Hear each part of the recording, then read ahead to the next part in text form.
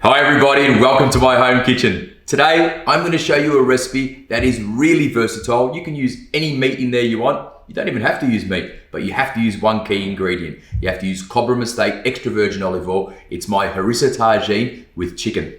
Now today I'm going to show you a little spicy dish that may be not friendly for all the kids, but it's definitely friendly for mum and dad. So it's a braised chicken thigh tagine with harissa and chickpeas.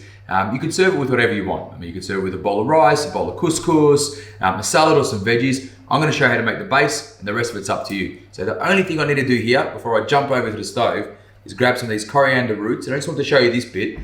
It's pretty simple, but a lot of people get it wrong. Just some cold running water and just really wash in those roots to get rid of all the sand.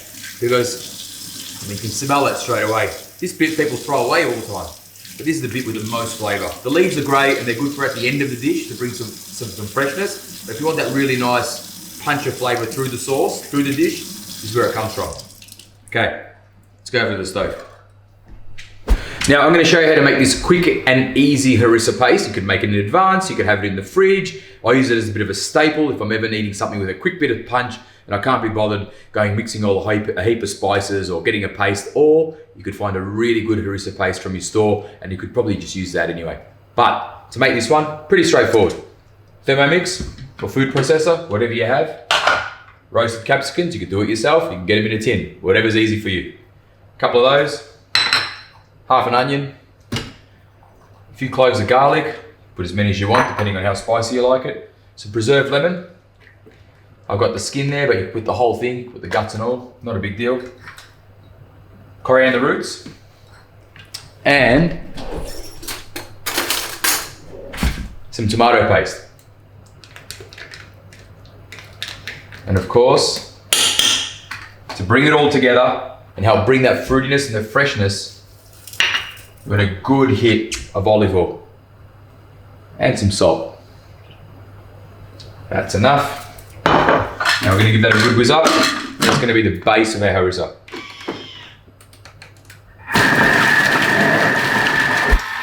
Okay, so that's pureed. Doesn't have to be a really fine paste, just make sure it's all mixed together. What we need to do now is toast off our spice. So, warm pan, not too hot. We're going to get all of our spice mix. Now, I've got a myriad of spices in here. I've got cumin seeds, coriander seeds, fennel seeds, turmeric, and caraway, and a whole heap of stuff. Now, you can follow the recipe and pick all the spices out, or you could just use like a Cajun mix or a Ras El Hanout, which is a really beautiful, aromatic spice blend that you can get from most stores. Even your big majors have got it. So, in the pan, got a bit of saffron in here as well. Just going to toast all that off.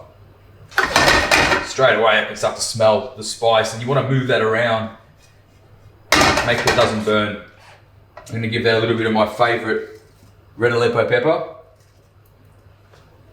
Oh yeah, you can start to smell it. You really need to be careful.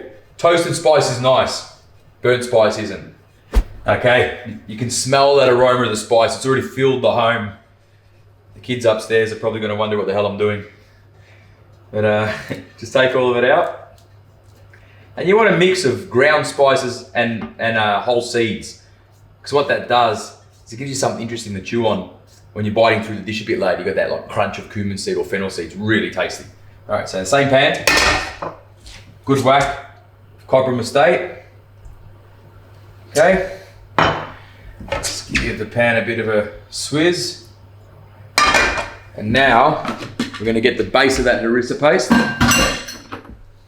We're just going to cook that out a little bit. So straight in the pan.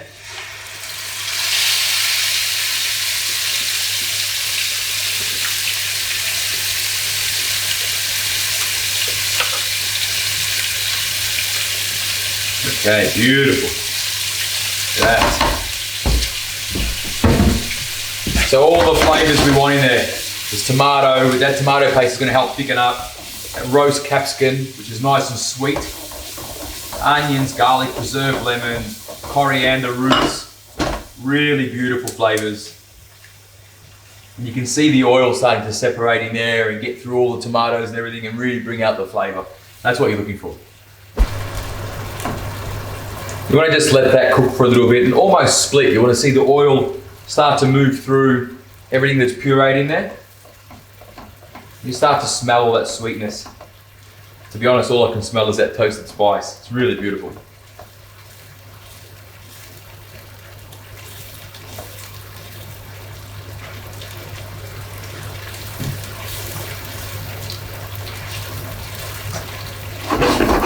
Okay. Once the rawness of that's gone and the onions and garlic have been sort of sweated off, time to add that spice. Give that a good stir through.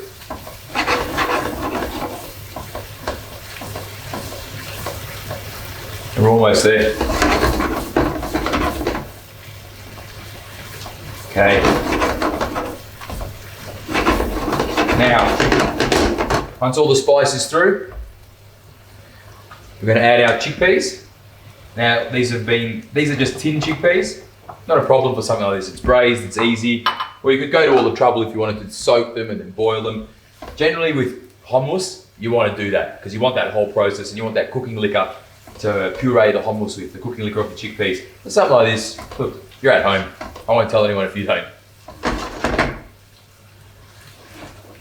Okay, beautiful. It's really starting to come together. So if you have a look in there, you'll be able to see it's gone really nice and dark. It's all come together. The chickpeas are taking on the flavour of all of the spice that's in there. Going to give it a little bit of salt before we add the tomato. Okay, last move. Crushed tomatoes.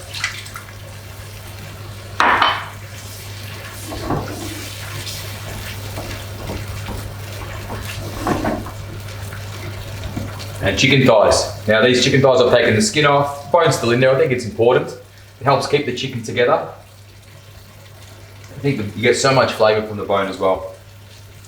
So chicken thighs, just separated the thigh from the drumstick. That's all sitting in the sauce.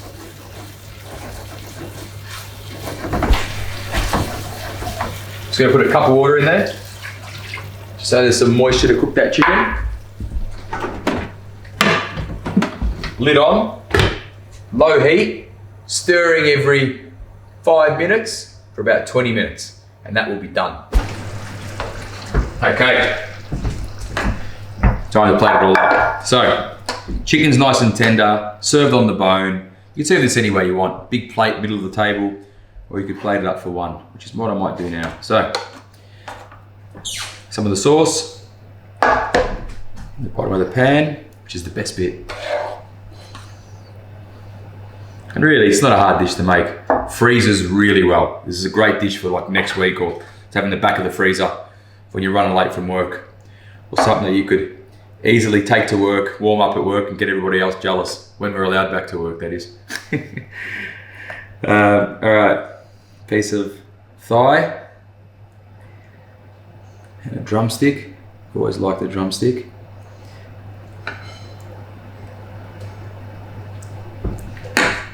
Some yogurt.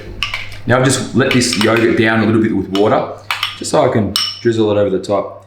And I think you want the yogurt in there because it is a little bit spicy. I mean, not for me. I like a bit of spice in there, but it's also nice to have that sourness from the yogurt. Now we used the stalks before of the coriander. Now it's time to use the leaves. So just a few of those around, just to freshen it up. Okay, and of course, I always like to finish a dish with a bit of fresh olive oil because it makes it a bit more robust, a bit more fruity. And it looks pretty nice too. And there you have it, pretty straightforward that one. So Harissa braised chicken tagine with Cobram estate olive oil and chickpeas.